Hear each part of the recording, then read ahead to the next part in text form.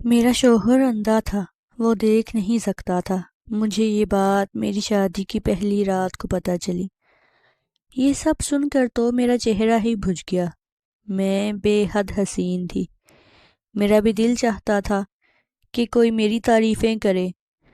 اسی دوران میری دوستی ایک لڑکے سے ہو گئی اور وہ مجھ سے ملنے میرے گھر آنے لگا۔ ایک رات میرا شوہر کہنے لگا کہ میں تو شادی کی پہلی رات ہی تمہارا حسن دیکھ کر دنگ رہ گیا تھا۔ یہ سن کر تو میرے پیروں تلے سے زمین نکل گئی، کیونکہ وہ تو اندھا تھا، وہ کیسے دیکھ؟ میں دنیا میں ان بدقسمت لڑکیوں میں سے ایک تھی جن کے والدین بچپن میں ہی وفات پا گئے تھے اور جو اپنی ممانی کے رحم و کرم پر تھی۔ ماموں بھی کچھ خاص مہربان نہ تھے، لیکن کبھی کبھی خیال رکھ لیتے تھے، مگر اپنی بیٹیوں کو مجھ سے زیادہ محبت دیتے تھے۔ لیکن ماموں کی زندگی زیادہ نہیں تھی، اس لیے وہ بھی جلد ہی اس دنیا سے چلے گئے۔ ماموں کا دنیا سے جاننا تھا کہ ممانی نے اپنا اصل رنگ دکھا دیا۔ مہربان تو وہ پہلے بھی نہیں تھی، لیکن جو تھوڑا بہت خیال کر لیتی تھی وہ لحاظ ختم ہو گیا تھا، اور انہوں نے مجھ پر ظلم و ستم کے پہاڑ توڑ دیے۔ گھر کی ملازمہ کو نکال کر تمام گھر کی ذمہ داریاں میرے سر پر ڈال دی، حالانکہ میری عمر اس وقت صرف 18 سال تھی۔ میں بے سہارا لڑکی تھی۔ جیسا ممانی نے کہا میں نے ویسا ہی کیا۔ ممانی کا 25 سالہ بیٹا مجھ پر فدا ہو گیا تھا، مگر ممانی سے یہ بات برداشت کہاں تھی کہ جس لڑکی سے وہ بچپن سے نفرت کرتی آ رہی تھی وہی لڑکی ان کی بہو بن جائے۔ اپنے شاندار بیٹے کے لیے ممانی نے نہ جانے کتنے سپنے سجائے ہوئے تھے۔ وہ اپنے بیٹے کے لیے کوئی ڈاکٹر بہو لانا چاہتی تھی، کسی اونچے خاندان سے، اور میں تو ایک غریب لڑکی تھی جس کے والدین بھی نہیں تھے اور جس کو جہیز کے نام پر کچھ ملنا بھی نہیں تھا۔ ایک واحد خوبی جو میرے پاس تھی وہ میرا حسن تھا۔ میں انتہائی حسین تھی کہ جب آئینے میں اپنے آپ کو دیکھتی تو حیران ہو جاتی کہ کیا واقعہ ہی یہ میں ہوں؟ یہ میری صورت ہے، یہ میرا چہرہ ہے، یہ میری آنکھیں ہیں، یہ میرے ہونٹ ہیں۔ میں اپنے چہرے پر ہاتھ پھیرتے ہوئے اپنے حسن کو دیکھتی رہتی تھی۔ ممانی کا بیٹا ارسلان میرے حسن کا دیوانہ ہو گیا تھا۔ اس نے ممانی سے کہا کہ شادی کرے گا تو مجھ سے، ورنہ کسی سے نہیں۔ 2 سال ممانی کا بیٹا باضد رہا، پھر سارا ملبہ مجھ پر آن گرا تھا کہ میں نے ان کے بیٹے کو پھنسایا ہے۔ میں ہر وقت ڈری سہمی رہتی تھی، دعا کرتی تھی کہ جلد ہی میری شادی ہو جائے تو میں اس عذاب سے نکلوں۔ میں تو خود ہرگز ممانی کے بیٹے سے شادی نہیں کرنا چاہتی تھی، کیونکہ ممانی کے بیٹے سے شادی کرنے کا مطلب تھا ایک بار پھر سے جہنم میں زندگی گزارنا، جو کہ میں بالکل بھی نہیں چاہتی تھی۔ میں اس گھر کو ہمیشہ کے لیے چھوڑ کر جانا چاہتی تھی اور واپس نہیں آنا چاہتی تھی۔ اسی دوران میرے لیے ایک رشتہ آ گیا۔ میری ممانی نے تو فوراً ہاں کر دی، جھٹ منگنی پٹ بیاہ ہو گیا۔ ان لوگوں نے جہیز کے نام پر 1 روپیہ بھی نہیں لیا تھا۔ میرے کپڑے بھی ان لوگوں نے بنوا کر دیے، تو میں بے حد خوش تھی کہ مجھے اتنا اچھا سسرال ملا ہے جن کی کوئی ڈیمانڈ نہیں ہے۔ لیکن شادی کی پہلی رات ہی میری ساری خواہش خوا ہوگی جب مجھے میرے شوہر کے متعلق ایسی حقیقت کا علم ہوا جسے سن کر میرے سر پر آسمان آ گرا۔ میں دلہن کے روپ میں سجی سوری بیٹھی تھی اور اپنے شوہر ولید کا انتظار کر رہی تھی۔ ولید اندر داخل ہوئے، میرا چہرہ جھکا ہوا تھا۔ وہ میرے قریب آ کر بیٹھ گئے، لیکن مجھے نہ جانے کیوں کسی انہونی کا احساس ہوا۔ انہوں نے مجھ سے ایک سوال کیا کہ میں دکھنے میں کیسی ہوں۔ میں نے حیرت سے ان کی طرف دیکھا۔ میں نے کہا آپ خود گھونگھٹ پلٹ کر دیکھ لیں کہ میں کیسی دکھتی ہوں۔ ایک زوردار قہقہ بلند ہوا۔ مجھے ان کے اس طرح ہنسنے کی بات سمجھ میں نہیں آئی کہ وہ کیوں ہنس رہے تھے اور کیوں میرا گھونگھٹ نہیں پلٹ رہے تھے۔ میں نے خود ہی اپنا گھونگھٹ پلٹ کر انہیں دیکھا تو وہ سامنے دیکھ رہے تھے، میری طرف نہیں دیکھ رہے تھے۔ میرا دل ڈوب گیا۔ میں نے ان سے کہا کہ آپ مجھ سے ناراض ہیں یا اس شادی سے خوش نہیں ہیں؟ جو مجھے دیکھ نہیں رہے۔ وہ پھر سے ہنسنے لگ گئے۔ مجھے ان کے رویے میں عجیب سا کچھ محسوس ہو رہا تھا۔ میں سمجھنے سے قاصر تھی کہ وہ اس طرح سے کیوں ہنس رہے ہیں۔ مجھے محسوس ہو رہا تھا کہ وہ شادی سے خوش نہیں ہیں، یا شاید کسی اور کو پسند کرتے تھے اور ان کی شادی زبردستی مجھ سے کروا دی گئی، اس لیے وہ ہنس رہے ہیں۔ میں نے ان سے سوال کیا کہ آپ کسی اور کو پسند کرتے تھے؟ وہ پھر سے ہنسنے لگ گئے۔ اب تو میرا دماغ خراب ہونے والا تھا۔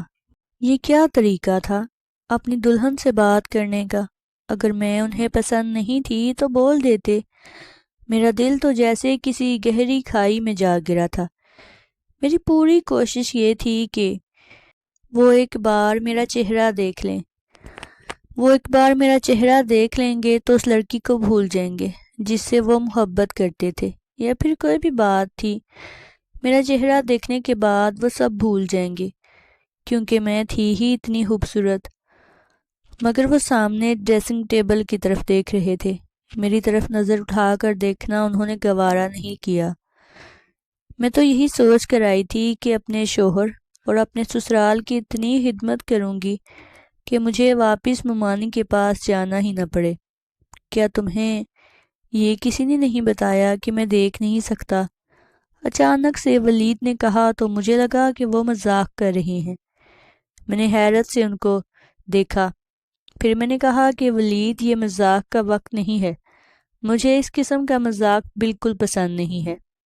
میں آپ کے متعلق اس طرح کی بات برداشت ہی نہیں کر سکتی۔ اللہ پاک آپ کی آنکھوں کا نور سلامت رکھے۔ آپ کی محبت تو میرے لیے عبادت جیسی ہے۔ میں نے فرما بردار اور باوفا بیوی کی طرح ان سے بات کی۔ وہ پھر سے ہنسنے لگے، پھر بولے کہ مریم، یہ دنیا بہت بے وفا ہے۔ اگر انسان کے اندر کوئی خوبی ہے تو دنیا اس سے محبت کرتی ہے، لیکن اگر اسی انسان کے اندر کوئی خوبی نہیں، کسی قسم کی کمی ہو، تو یہی دنیا ان کو جینے نہیں دیتی۔ اس وقت تو میری محبت کو عبادت کا درجہ دینا چاہ رہی ہو، لیکن میں تمہیں بتا دوں کہ میں تمہاری محبت کے لائق نہیں ہوں، کیونکہ میں ایک اندھا شخص ہوں۔ میں نے سب سے سن رکھا ہے کہ تم بے حد حسین ہو، لیکن افسوس کہ میں تمہارے حسن کو دیکھ نہیں سکتا۔ ولید بولتے جا رہے تھے، لیکن مجھے ابھی بھی محسوس ہو رہا تھا کہ وہ مذاق کر رہے ہیں، اور مجھے ان کے اس مذاق پر غصہ آ رہا تھا۔ لیکن تھوڑی ہی دیر میں مجھے اندازہ ہو گیا تھا کہ یہ مذاق نہیں تھا، یہ ایک بہت ہی کڑوی حقیقت تھی، اور میں اب پھٹی پھٹی آنکھوں سے اپنے شوہر کو دیکھ رہی تھی۔ میرے سپنوں کا محل ایک پل میں زمین بوس ہو گیا تھا۔ میں کیا سوچ کر یہاں آئی تھی، اور جس انسان کے آسرے پر آئی تھی وہ انسان تو خود دیکھ ہی نہیں سکتا تھا، اور جو دیکھ ہی نہیں سکتا وہ میرا سہارا کیسے بن سکتا تھا؟ اسے تو خود سہارے کی ضرورت تھی، وہ تو خود سہارے کے بغیر نہیں چل سکتا تھا۔ میرے ساتھ دھوکہ ہوا تھا، اور بہت بڑا دھوکہ ہوا تھا، اور یہ دھوکہ میری ممانی اور میرے سسرال نے دیا تھا۔ میرا غصے سے برا حال ہو گیا، اور میں ایک دم سے کھڑی ہو گئی۔ آپ لوگوں کو شرم نہیں آئی؟ ایک غریب مسکین یتیم لڑکی کے ساتھ اتنا بڑا دھوکہ کرتے ہوئے؟ میں نے غصے سے کہا تو ولید نے کہا کہ تمہاری ممانی کو پتا تھا کہ میں دیکھ نہیں سکتا، اور انہوں نے تمہیں نہیں بتایا۔ اس میں ہمارا قصور نہیں ہے۔ تمہارے ساتھ دھوکہ میں نے نہیں کیا، تمہاری ممانی نے کیا ہے۔ انہوں نے ہم سے یہ کہا تھا کہ انہوں نے تمہیں بتایا ہے کہ میں دیکھ نہیں سکتا، اور تم راضی ہو۔ ولید نے کہا تو مجھے غصہ آ گیا۔ میں نے کہا میں راضی کیسے ہو سکتی ہوں، وہ بھی ایک ایسے انسان سے شادی کرنے پر جو دیکھ ہی نہیں سکتا۔ یا خدا، میں کہاں جاؤں؟ میں تو اپنی تمام کشتیاں جلا کر یہاں آئی تھی، اب میرے پاس واپس جانے کا کوئی راستہ نہیں ہے۔ میں نے یہی سوچا تھا کہ میں اس جہنم میں دوبارہ نہیں جاؤں گی، اور اب میں کہاں جاؤں؟ میں زور زور سے یہ کہتے ہوئے رونے لگی۔ ولید چپ چاپ اپنے بستر پر آ کر سو گئے۔ انہوں نے مزید مجھ سے کوئی بات نہیں کی۔ وہ جلد ہی نیند کی آغوش میں چلے گئے اور میں حیران ہو کر پریشان ہو کر جاگتی رہی۔ رات کے نہ جانے کون سے پہر میری آنکھ لگ گئی۔ مجھے معلوم نہ ہوا، میری آنکھ کھلی تو ولید سو رہے تھے۔ میرے جگانے کی آواز پر وہ جاگ گئے۔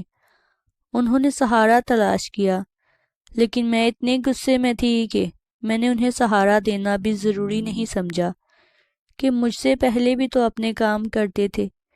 یہ کمرہ ان کا تھا۔ اندازے کے مطابق وہ واش روم میں چلے گئے، پھر تھوڑی دیر بعد باہر نکلے۔ میں نے ان سے کوئی بات نہیں کی۔ انہوں نے مجھے پکارا، مریم، کیا تم یہاں ہو؟ تم کمرے میں موجود ہو؟ میں کمرے میں موجود تھی، مگر میں نے ان کی بات کا کوئی جواب نہیں دیا۔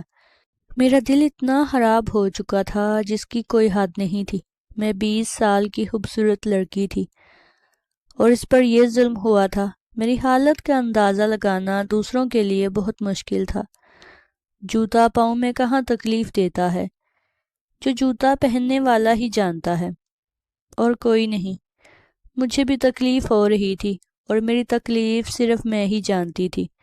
دن یوں ہی گزرتے گئے۔ میرا سسرال میں دل نہ لگتا بھی تو کیسے؟ جس کے آسرے میں آئی تھی وہ کسی کام کا نہیں تھا۔ میری ساس نے مجھ سے کہا کہ تمہاری ممانی کو ہم نے ہر حقیقت سے آگاہ کر دیا تھا اور انہوں نے کہا تھا کہ تم راضی ہو۔ انسانی ہمدردی کی خاطر ولید سے شادی کرنا چاہتی تھی۔ مجھے وارث چاہیے تھا۔ اب تم مجھے وارث دو گی۔ اپنی ساس سے بات کرنے کے بعد مجھے احساس ہو گیا تھا کہ میرے سسرال والوں کی کوئی غلطی نہیں تھی۔ انہوں نے میری ممانی کو اندھیرے میں نہیں رکھا تھا، لیکن میری ممانی نے مجھے اندھیرے میں رکھا تھا۔ تو کیا ضرورت تھی آپ کو اپنے اندھے بیٹے کی شادی کرنے کی؟ میں نے غصے سے اپنی ساس سے کہا تو انہوں نے رونا شروع کر دیا اور کہا کہ میرے بیٹے کو اندھا نہ کہو۔ مجھے بھی غصہ آ گیا۔ میں نے کہا کہ اندھے کو اندھا نہ کہوں تو اور کیا کہوں؟ میں ایسی پتھر دل اور بے حس لڑکی ہرگز نہیں تھی، لیکن حالات واقعات نے مجھے پتھر دل اور بے حس بنا دیا تھا۔ پہلے تو ممانی کے رویے نے مجھے پتھر بنا دیا، اور اب شادی کے بعد ملنے والے دھوکے نے مجھے بے حس بنا دیا تھا۔ دوسروں کے جذبات احساسات کی مجھے کوئی فکر نہیں تھی۔ میرے جذبات چکنا چور ہو گئے تھے۔ میں برے طریقے سے ٹوٹ گئی تھی اور میری سمجھ میں نہیں آ رہا تھا کہ میں کیا کروں۔ پھر بھی میں نے بہت کوشش کی دل لگانے کی، لیکن میرا دل نہیں لگتا۔ میں چاہتی تھی کہ میرے حسن کو سراہا جائے، میری تعریف کی جائے، میرا حق مجھے ملے۔ اب میں ہر وقت روتی رہتی تھی۔ ولید بند کمرے میں میری سسکیاں سنتے تھے، مجھے چپ کروانے کی کوشش کرتے تھے، لیکن مجھے ان کا وجود ہی اپنے سامنے برداشت نہیں ہو رہا تھا۔ نہ جانے مجھے کیا ہو گیا تھا، میری شخصیت بالکل منفی ہو گئی تھی۔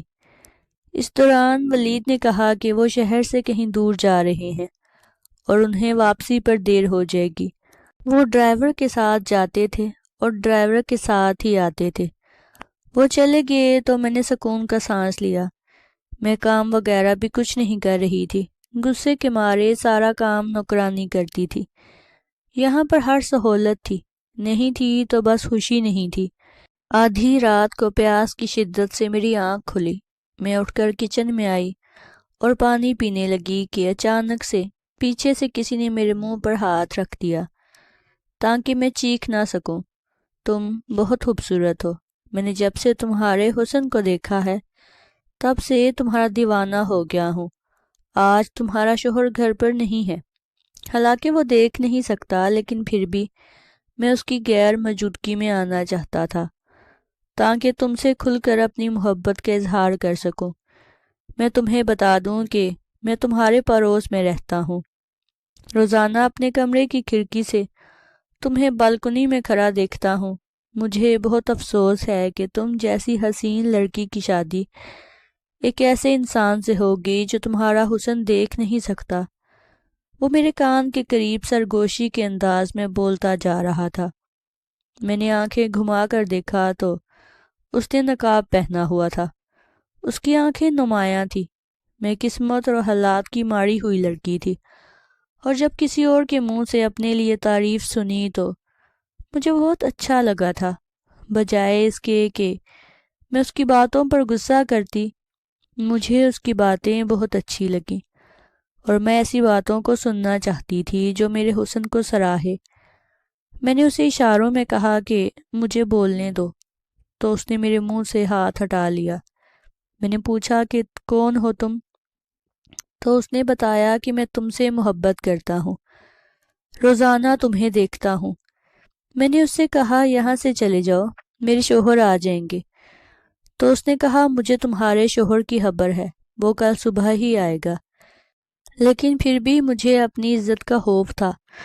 اس رات تو میں نے اسے بھگا دیا، لیکن اب جب بھی ولید کام سے کہیں باہر جاتے تھے تو وہ نقاب پوش آ جاتا تھا۔ نہ جانے اس نے کون سا چور راستہ بنایا ہوا تھا۔ پہلے وہ کچن میں آ جاتا تھا، اور اب میرے کمرے کی کھڑکی پھلانگ کر میرے کمرے میں ہی آ جاتا تھا، اور ہم دونوں ساری رات باتیں کرتے رہتے تھے۔ وہ میرے حسن کی تعریفیں کرتا اور میں سنتی رہتی تھی، اور مجھے بہت اچھا محسوس ہوتا تھا، لیکن وہ ہمیشہ نقاب کیے رکھتا تھا۔ میں نے کئی بار کہا کہ نقاب ہٹا کر مجھے اپنا چہرہ دکھاؤ، لیکن اس نے کہا کہ وقت آنے پر دکھا دوں گا۔ اس کی آنکھیں بہت حسین تھیں، اس کی آنکھوں سے اندازہ ہو رہا تھا کہ وہ خوبرو نوجوان ہے، اور اس کی آنکھوں سے بھی زیادہ اس کی باتیں اچھی تھیں، یعنی وہ بہت اچھی گفتگو کرتا تھا۔ مجھے اس کی محبت بڑی باتوں کی عادت ہو گئی تھی۔ وہ سارا دن فون کر کے مجھ سے محبت بڑی باتیں کرتا تھا۔ میری زندگی میں جس چیز کی کمی تھی وہ مجھے مل رہی تھی، لیکن ایک نامحرم سے، اور میرا محرم تھا وہ تو میری تعریف کرنے سے قاصر تھا۔ کافی عرصے تک یہ سلسلہ چلتا رہا، اور ولید کی غیر موجودگی میں وہ آتا رہا اور ہم باتیں کرتے رہے، لیکن کبھی بھی اس نے غلط حرکت نہیں کی تھی۔ میری عقل پر شیطان نے پردہ ڈال لیا تھا۔ مجھے یہ ہوش نہیں تھا کہ کوئی اجنبی شخص میرے کمرے میں آ جاتا ہے، وہ کچھ بھی غلط کر سکتا ہے، کسی اجنبی پر اعتبار نہیں کرنا چاہیے۔ میرا شوہر تو صرف آنکھوں سے اندھا تھا، لیکن میرا تو دل اندھا ہو چکا تھا۔ میری روح سب کچھ اندھی ہو چکی تھی۔ میں کیا کر رہی ہوں مجھے نظر نہیں آ رہا تھا۔ میں کتنا غلط کر رہی تھی مجھے احساس تک نہیں تھا، لیکن میں یہ سب کیوں کر رہی تھی؟ میں نے کبھی خود سے سوال نہیں کیا۔ ایک رات ہم باتیں کر رہے تھے کہ ولید کی کال آئی کہ وہ پہنچنے والا ہے۔ میں تو حیران رہ گئی کہ وہ اچانک کیسے آ گیا۔ میں نے اس سے کہا کہ وہ کہیں چھپ جائے، کیونکہ ولید کی گاڑی کی آواز سنائی دی اور وہ اندر داخل ہو چکا تھا۔ اس نے کہا کہ مجھے چھپنے کی کیا ضرورت ہے، تمہارا شوہر تو دیکھ ہی نہیں سکتا۔ یہ سوچ کر مجھے بھی ہنسی آ گئی۔ میں نے کہا واقعہ ہی، جب وہ دیکھ ہی نہیں سکتا تو کیا ضرورت پڑی۔ پھر اس نے کہا کہ میں جا رہا ہوں، اور وہ چلا گیا۔ تھوڑی دیر بعد ولید اندر آئے۔ میں نے کوئی بات نہیں کی۔ انہوں نے سلام کیا تو میں نے جواب دیا اور سونے کے لیے لیٹ گئی۔ میں نے لائٹ آف کی اور مطمئن ہو کر آنکھیں بند کی اور سونے کی کوشش کرنے لگی، لیکن میں نے محسوس کیا کہ ولید نہیں سوئے تھے، وہ بیٹھے ہوئے تھے۔ پھر اچانک سے وہ بول پڑے، مریم، تمہیں پتہ ہے کہ میرے والد بھی اندھے تھے اور میری ماں بے حد حسین تھی۔ خاندان والوں کے دباؤ میں آ کر میری ماں نے میرے والد سے شادی تو کر لی تھی، لیکن ان کے اندر ایک ویرانی ہمیشہ رہی، اور انہیں ایک اندھے انسان کے ساتھ زندگی بسر کرنا بہت مشکل لگ رہا تھا۔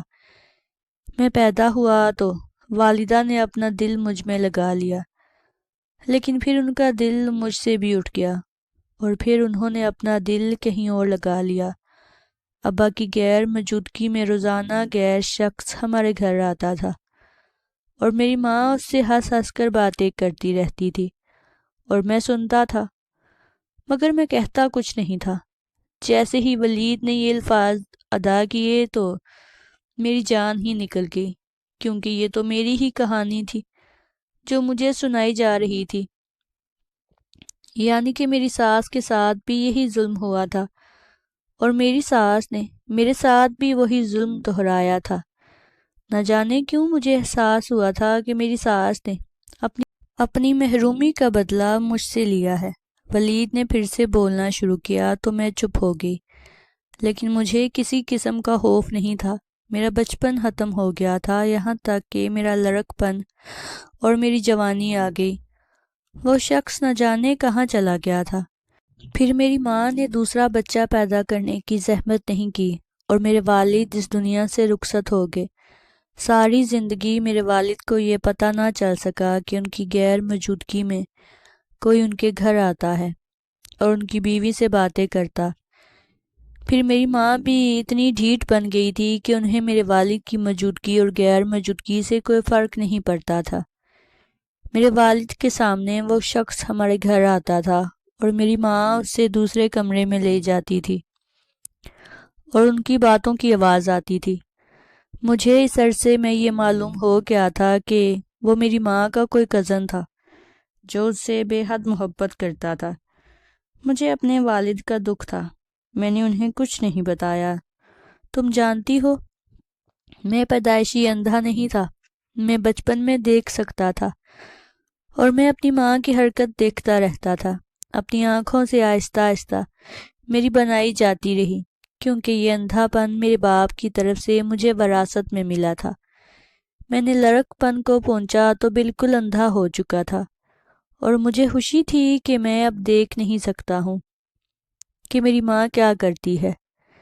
پھر مجھے احساس ہوا کہ مجھے یہ سب نہیں کرنا چاہیے، مجھے دوسروں کی خاطر اپنی زندگی برباد نہیں کرنی چاہیے۔ اس لیے میں نے اپنا علاج شروع کیا۔ اور مریم، شادی کی رات جب پہلی بار میں نے تمہیں دیکھا تو میں تمہارے حسن کو دیکھ کر حیران ہو گیا۔ ولید کہتے کہتے خاموش ہو گئے۔ ان کی بات سن کر میرے تو 14 طبق روشن ہو گئے۔ وہ تو اندھے تھے، تو پھر کیسے انہوں نے میرا حسن دیکھ لیا تھا؟ میں ایک جھٹکے سے اٹھ بیٹھی اور اندھیرے میں ان کے وجود کو دیکھتی رہی جو سائے کی طرف نظر آ رہا تھا۔ آپ نے کیسے مجھے دیکھ لیا؟ آپ تو مجھے دیکھ نہیں سکتے تھے۔ مجھے اپنی آواز کسی کھائی سے آتی ہوئی محسوس ہوئی تھی۔ میرا دل ٹوٹ گیا تھا۔ وہ کیا کہہ رہے تھے؟ وہ دیکھ سکتے تھے، یا پھر یہ کوئی مذاق تھا جو میرے ساتھ ہو رہا تھا؟ میں نے لڑک پن کے بعد سے اپنی آنکھوں کا علاج شروع کیا۔ میرے ساتھ زیادہ مسئلہ نہیں تھا، تھوڑے سے علاج میں ہی ایک آپریشن کے ذریعے میری بنائی واپس آ گئی تھی، اور وہ سب کچھ دیکھ سکتا تھا۔ اسی وقت میری ماں نے میری شادی کا فیصلہ کیا، اور میں نے خاموشی سے ان کا فیصلہ قبول کر لیا۔ تمہاری تصویر مجھے میری ماں نے نہیں دکھائی، کیونکہ وہ مجھے اب تک اندھا سمجھتی تھی، اور میں نے ان سے کچھ کہا بھی نہیں۔ میرا دل تو ان سے اٹھ چکا تھا۔ جب ہماری شادی ہوئی تو میں دیکھ سکتا تھا، اور میں نے تمہیں دیکھا تھا، لیکن میں یہ دیکھنا چاہتا تھا کہ تم کس طرح کی بیوی ثابت ہوتی ہو، با وفا یا بے وفا، جو میرے اندھے پن کا سن کر میرا سہارا بنتی۔ لیکن مجھے تمہارا رویہ دیکھ کر بہت افسوس ہوا، اور میں نے تمہیں چھوڑنے کا فیصلہ کر لیا تھا۔ تمہارے سامنے اندھے پن کا ڈرامہ میں نے تقریباً صرف 1 مہینہ ہی کیا، اور مہینے میں تم نے مجھے چھوڑ کر اپنا عاشق بھی بنا لیا۔ ولید کی بات سن کر تو جیسے میرے سر پر آسمان گر گیا تھا، میرے پیروں تلے سے زمین سرک گئی۔ مریم، وہ نقاب پوش کوئی اور نہیں، میں ہی تھا۔ ان کی بات سن کر تو مجھے خود پر شرم آنے لگی۔ میرے ساتھ کیا ہو رہا تھا مجھے سمجھ میں نہیں آ رہا تھا۔ میں اپنی قسمت پر کیسے ماتم کروں، مجھے سمجھ میں نہیں آ رہا تھا۔ آپ نے یہ سب کیوں کیا میرے ساتھ؟ میں نے ہمت کر کے پوچھا۔ ولید نے اٹھ کر کمرے کی لائٹ آن کی اور وہی نقاب دراز سے نکالا اور اپنے چہرے پر پہن لیا، تو میں نے دیکھا یہ وہی شخص ہے جو مجھ سے ملنے آتا تھا۔ میں اپنے شوہر سے اس قدر نفرت میں مبتلا ہو گئی تھی کہ میں نے کبھی غور نہیں کیا تھا کہ یہ آنکھیں میرے شوہر کی آنکھیں ہیں جنہیں میں دیکھتی ہوں نقاب کے پیچھے۔ مریم، اگر میں شادی کے بعد اندھا ہو جاتا کسی حادثے میں تو کیا تم کسی اور سے رابطہ کرتی یا کسی اور سے تم دوستی کرتی؟ ولید کے سوال نے مجھے شرمندہ کر دیا تھا۔ میرے پاس بولنے کو کچھ نہیں تھا۔ میرا دل کر رہا تھا زمین پھٹ جائے اور میں اس میں سما جاؤں۔ مجھے نقاب پوش سے محبت ہو گئی تھی، مگر وہ میرا شوہر ہی تھا، اور اب میں کہاں جاؤں؟ میری سمجھ میں کچھ نہیں آ رہا تھا۔ پھر ولید کہنے لگا، میں تم سے ناراض نہیں ہوں۔ میں حالات کا مارا ہوا انسان تھا جس نے اپنی ماں کی بے وفائی دیکھی تھی، اور میں اس کی سزا ایک معصوم لڑکی کو دینا چاہ رہا تھا، اسے آزما کر۔